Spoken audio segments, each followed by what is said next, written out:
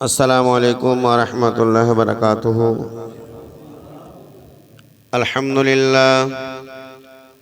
আলহামদুলিল্লাহি রাব্বিল আলামিন ওয়াল আকিবাতু লিল মুত্তাকিন ওয়াসসালাতু ওয়াসসালামু আলা রাসূলিহিল কারীম। আম্মা বা'দ। ফাউযু বিল্লাহি মিনাশ শাইতানির রাজীম। বিসমিল্লাহির রহমানির রহিম। ইন্নাস সালাতা তানহা আনিল ফাহশাই ওয়াল মুনকার। সাদাকাল্লাহুল মাওলানা আযীম ওয়া সাদাকা রাসূলুহুন নাবিয়্যুল আমিনুল মাতিনুল কারীম। ওয়া নাহনু আলা যালিকা লামিনাশ শাহিদিন ওয়াশ শাকিরিন ওয়াল হামদুলিল্লাহি রাব্বিল আলামিন। أو كما قال الله تعالى في شان حبيبه الكريم إن الله وملائكته يصلون على النبي يا أيها الذين آمنوا صلوا عليه وسلموا تسليما الله صل على مولانا محمد وعلى آل سيدنا مولانا محمد اللهم صل على مولانا محمد وعلى آل سيدنا مولانا محمد সাল্লাল্লাহু তাআলা আলাইহি ওয়াসাল্লাম। বেরাদারানি ইসলাম, যাবতীয় প্রশংসা সে আল্লাহর, যিনি এক ও দ্বিতীয়, যিনি কোন শব্দে দ্বারা বিশ্ব জগৎকে সৃষ্টি করেছেন। যে আল্লাহ আমাদের ঈমান রক্ষার্থে পবিত্র কোরআনুল মজিদ দান করেছেন, সে আল্লাহর প্রশংসা সকলে আদা করি, বলি আলহামদুলিল্লাহি রাব্বিল আলামিন। তারপরে পরেই ধর্মের গুরু আমিনার লাল মরুদুলাল নবীদিগের সরদার জনাবে মুহাম্মদুর রাসূলুল্লাহ সাল্লাল্লাহু তাআলা আলাইহি ওয়াসাল্লামের উপরে কোটি কোটি বার শান্তির ধারা বর্ষিত হোক, অর্পিত হোক। সকলেই বলুন আল্লাহুম্মা আমিন। বেরাদারানি ইসলাম, আল্লাহর পবিত্র গ্রন্থ কোরআনুল মজিদ পাক কালাম হইতে আয়াত তেলাওয়াত করেছি। আজকের বক্তব্যের বিষয়বস্তু হচ্ছে নামাজ, তাই সেই আয়াত তেলাওয়াত করেছি। ইন্নাস সালাতা তানহা আনিল ফাহশাই ওয়াল মুনকার। আল্লাহ তাবারাক ওয়া তাআলা কোরআনের এই আয়াতের মধ্যে বলতে চাচ্ছেন, নিশ্চয় নামাজ বেহায়াই বুরাই থেকে নামাজ রক্ষা করে। বলুন সুবহানাল্লাহ, আওয়াজ করে বলুন সুবহানাল্লাহ। নবী মুস্তাফা সাল্লাল্লাহু তাআলা আলাইহি ওয়াসাল্লাম ইরশাদ করছেন যে যখন বাচ্চা 7 বছরের হয়ে যায় তখন তাকে নামাজের আদেশ করো, নামাজ পড়বে। আর যখন 10 বছর হয়ে যাবে তখন নামাজ না পড়লে তাকে মারো। মানে এটা হচ্ছে একজন গার্জেনের এটা দায়িত্ব। নবী করিম সাল্লাল্লাহু তাআলা আলাইহি ওয়াসাল্লামের এই পবিত্র হাদিসে পরিষ্কার বোঝা গেল যে নামাজ আরম্ভ হচ্ছে 7 বছর থেকেই। তার শিক্ষা এখান থেকে আরম্ভ, এবং তার উপরে ফরজ, যেটা নামাজ ফরজ হওয়ার জন্য যেটা শর্ত। সবার উপরে কিন্তু নামাজ ফরজ নয়। নামাজ সব মানুষের উপরে ফরজ নয়। কার উপরে ফরজ? প্রথমত মুসলিম হওয়া। যদি সে মুসলমান না হয় তাহলে তার উপরে তো নামাজ ফরজ নয়। তো প্রথমত মুসলমান হওয়া,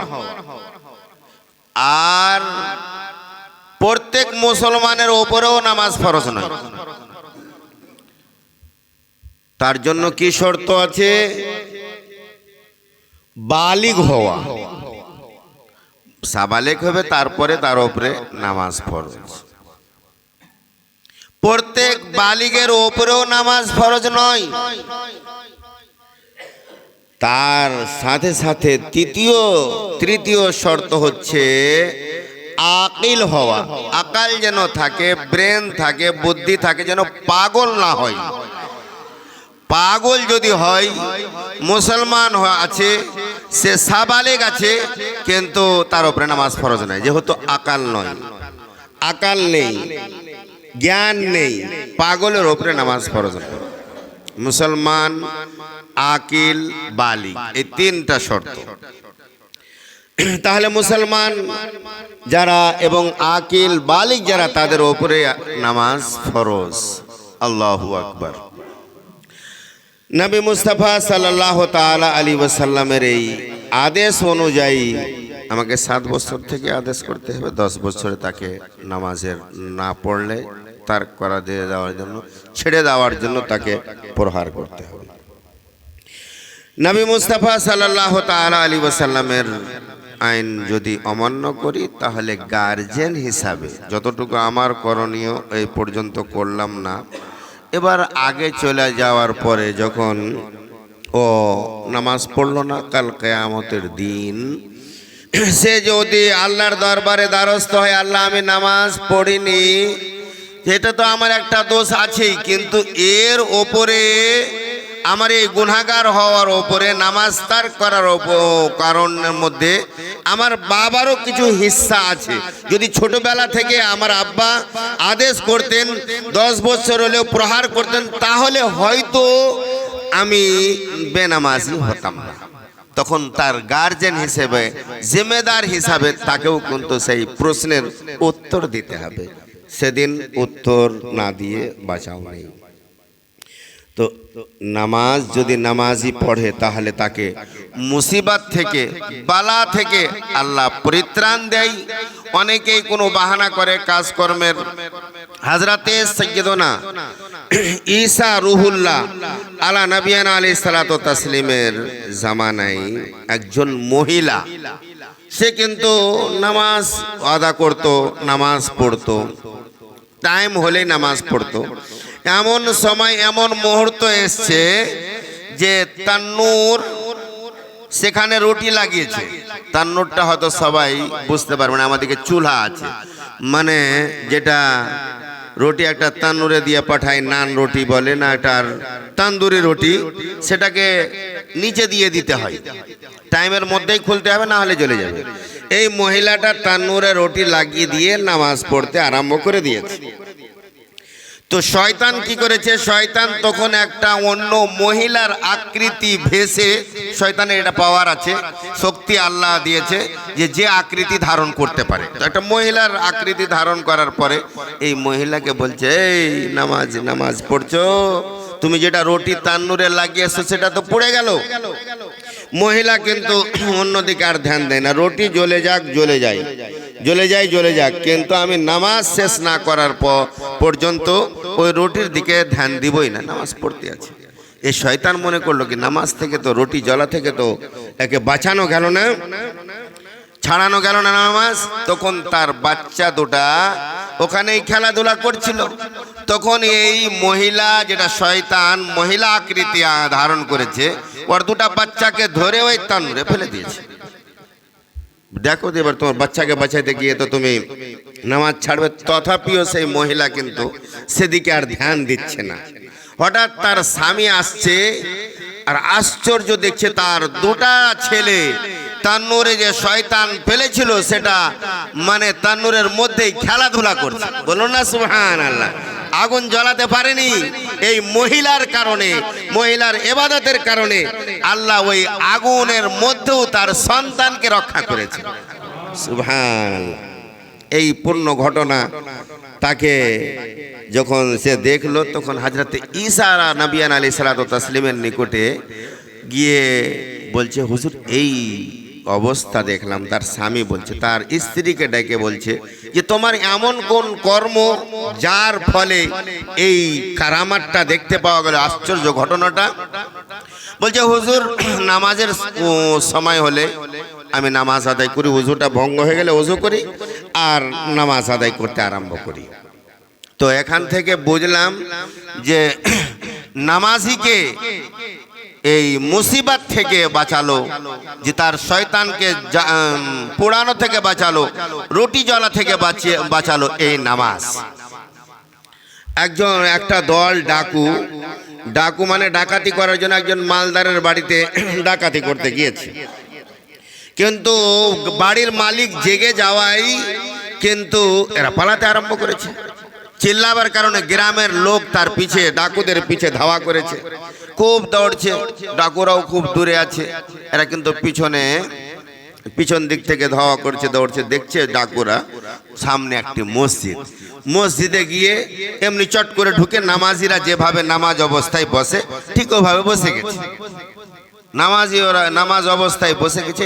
এই গ্রাম থেকে লোক যাওয়ার পরে দেখছে যে মসজিদে তো কয়েকটা লোক তো নামাজ পড়ছে, হয় না হয় ডাকু কোনো অন্য রাস্তা দিয়ে পালিয়ে গেছে। এই গ্রামের লোক ঘুরে চলে গেল।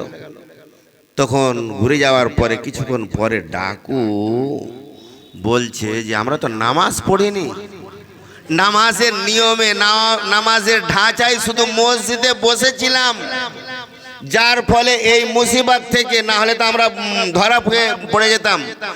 তাহলে যদি ওই ঢাঁচাতে বসে যাওয়াতেই এত বড় মুসিবত থেকে বাঁচি, তাহলে নিজের আর অন্যান্য সাথীদের বলছে সর্দারটা, যার আমি ডাকাতি করব না, চুরি করব না, আজ আমি তওবা করছি। তার সাথী সংগঠনটা বলছে হুজুর আপনি সর্দার, আর সর্দার হয়ে মালিক হয়ে যদি আপনি তওবা করেন তো চলুন আমরা সকলেই মিলে তওবা করে নেব, সুবহানাল্লাহ। এখান থেকে বুঝলাম যে নামাজ অবস্থায় যদি শুধু বসে গিয়ে ওই ঢাঁচাতে এই মুসিবত থেকে বাঁচে, তাহলে যদি প্রকৃতপক্ষে যদি সে নামাজ পড়ে তো আল্লাহ দুনিয়ার মুসিবত থেকেও বাঁচাবে, আখিরাতের মুসিবত থেকেও বাঁচাবে, বলুন সুবহানাল্লাহ। একবার দরুদের নাজরানা পেশ করুন, আল্লাহুম্মা সাল্লি আলা মৌলানা মুহাম্মদ ওয়া আলা আলি সাইয়্যিদিনা মৌলানা মুহাম্মদ সাল্লাল্লাহু তাআলা আলাইহি ওয়াসাল্লাম। নামাজের কি বরকত! হযরতে আনাস রাদিয়াল্লাহু তাআলা আনহু তিনি বর্ণনা করছেন যে নবী মুস্তাফা সাল্লাল্লাহু তাআলা আলাইহি ওয়াসাল্লাম ইরশাদ করেছেন, পৃথিবীর যে জমিন, প্রত্যেক জমিন এক অপর জমিনের ওপরে গর্ব করে, ফখর করে, বলে, জিজ্ঞাসা করে যে আচ্ছা এখানকার জমিনটা ধরেন, ওই জায়গার জমিনকে জিজ্ঞাসা করছে, ওই জায়গার জমিন ওই জায়গার জমিনকে জিজ্ঞাসা করছে, কি জিজ্ঞাসা করছে? ওই হাগো তোমার ওপরে কোনো নামাজ পড়েছে কি না? তো বলছে হ্যাঁ, আমি যেই জায়গাতে আছি একজন নামাজ দাঁড় হয়ে নামাজ পড়েছে। তো যেই জায়গাতে নামাজ আদা করা হয়নি সেই জায়গার ওপরে গর্ব করে, যাক আমার জমিনের ওপরে, আমার ওপরে নামাজ পড়েছে। তো যেই জায়গাতে নামাজ পড়া হয়নি তার ওপরে গর্ব করে, ফখর করে বলে। তাহলে নামাজে যদি যেই জায়গাতে নামাজ পড়ে জমিনটারও নিজেকে ধন্য মনে করে, তাহলে ওর পা লাগার কারণে যদি ওই জমিনটা মোবারক হয়ে যায়, বরকতওয়ালা হয়ে যায়, তাহলে নামাজই কত বরকতওয়ালা, সুবহানাল্লাহ। আওয়াজ করে বলুন না সুবহানাল্লাহ। কতটা বরকত! তার আগে একটু আসি, যেমন আমরা সাধারণতভাবে জানি যে জামজামের পানিকে দাঁড় হয়ে পান করতে হয়। জামজাম বাদ দিয়ে অন্য পানিকে দাঁড় হয়ে পান করা যায় নয়, নিষেধ আছে, সুন্নতের খেলাফ আছে। তো জামজামের পানিকে দাঁড় হয়ে কেন পান করতে হয়? তার সম্মানার্থে। কারণ ওখানে একজন নবীর পায়ের স্পর্শ হওয়ার ফলে পানি বের হয়েছিল, তার সম্মান বেড়ে গেল। আর কোন পানি? ওযুর পানি। এটা লোটাতে নিয়ে পানি নিয়ে ওযু করতে করতে অল্প কিছু পানি পা ধোয়ার পরে বেঁচে গিয়েছে। ওটা পা ধুইনি, ওটি পানি এক্সট্রা। এখানেই কিন্তু বোঝার আছে, যেটি পানি ব্যবহার করলাম তো ওই পানি হয়তো বরকতওয়ালা হতো। একজন নামাজি ওই হাত পা মুখ ধুলো তো যেন ওই পানিটা বরকতওয়ালা, এটির ব্যাপার তো আলাদা। যেটি ব্যবহার করিনি এখন বাদনাতে লোটাতেই আছে, তো ওই ওযু করনেওয়ালা ওই অবশিষ্ট পানিকে যদি পান করে তো দাঁড় হয়ে পান করতে হবে। সুবহানাল্লাহ। তাহলে একজন নামাজি ওই লোটাকে ধরার ফলে ওই অবশিষ্ট পানির এই ওযু করার ফলে ওই পানির সম্মান যদি বাড়ে, তাহলে একজন নামাজি যদি নামাজ পড়ে তার সম্মান কত বাড়বে। সুবহানাল্লাহ। তো নামাজের সম্মান বাড়বে, তার ইজ্জত, তার সম্মান আল্লাহ বাড়াবেন। তাকে ওই নামাজিকে মুসিবত থেকে বাঁচাবে। যদি কারো কোনো মেয়ের স্বামী অত্যাচারী হয়, তাকে কষ্ট দেয়, যদি কোনো বাহানা করেও যদি কষ্ট দেওয়ার চেষ্টা করে, যদি সে নামাজি হয় প্রকৃতপক্ষে, তাহলে সে মুসিবত থেকে বাঁচাবে, যতই বাহানা করুক না কেন। একটা নামাজি মহিলা তার স্বামী চাইতো যে এই যেন নামাজ না পড়ে, নামাজ ছড়াবার জন্য অনেক চেষ্টা করেছে যে নামাজ যেন না পড়ে, অত্যাচার করতে। একটা এমন বাহানা ঢুঁড়লো তার স্বামীটা যে এমন একটা বাহানা খুঁজবো তার জন্য সে উত্তরই না পাই। একটা দামি জিনিস, ধরুন যে আংটি তার স্ত্রীকে দিল, বলছে এটাকে তুমি ঠিকভাবে রাখো। আর ঠিকভাবে যে যাতে রেখেছে তার স্বামীটা দেখতে পেয়েছে ওখানে রেখেছে, লুকিয়ে ওর স্বামীটা ওই আঙ্গুলটাকে নিয়ে আর সমুদ্রে নদীতে ফেলে দিয়েছে। এ চাইছে যে কি আঙ্গুঠি তো ফেলে দিলাম আমি নদীতে, এর পরক্ষণে যখনই চাইবো তো আঙ্গুঠি তো কোনো মতে দিতে পারবে না, আর এই বাহানাতে তাকে পিটবো। কিন্তু আল্লাহ যাকে বাঁচাবে মুসিবত থেকে, কেউ মুসিবতে ফেলতে পারবে না। তো যখনই ওই আঙ্গুঠিটা ফেলেছে নদীতে, একটা মাছ এসে সেই আঙ্গুঠিকে গিলে নিয়েছে। এবার মাছ ধরনেওয়ালা মাছ ধরার জন্য নদীতে গিয়েছে, আর ভাগ্যক্রমে ওই মাছটাই ওই জালে ফেসে গিয়েছে। আর যার জালে ফেসেছে ওই মাছটা যে বিক্রি করবে বাজারে, তো এই যে জালি মত্তাসারি স্বামী এই মাছ খরিদ করতে গিয়েছে, আল্লাহ বাঁচাবে বলে ওই মাছটাই কিনছে, যেই মাছটা ওই আঙ্গুঠিটা গিলেছে। এবার বাড়িতে আসার পরে ওই যে মাছ তৈরি করো, খাবার খাবো। এই যখনই মাছটা কেটেছে তো ঠিক ওই পেট থেকে আঙ্গুঠি বের হচ্ছে, চিনে নিয়েছে এই আঙ্গুঠিটা তো আমার স্বামী আমাকে রাখতে দিয়েছে, আচ্ছা আমার উপরে অত্যাচার করার জন্য রেখে দিল। পরক্ষণে যখন ওর স্বামী বলছে আঙ্গুঠিটা নিয়ে আসো, চট করে এই আঙ্গুঠিটা নিয়ে বলছে নাও। আর স্বামী হায়রান যে একে তো আমি ফেলেছিলাম সমুদ্রে নদীতে, কিভাবে পারলো?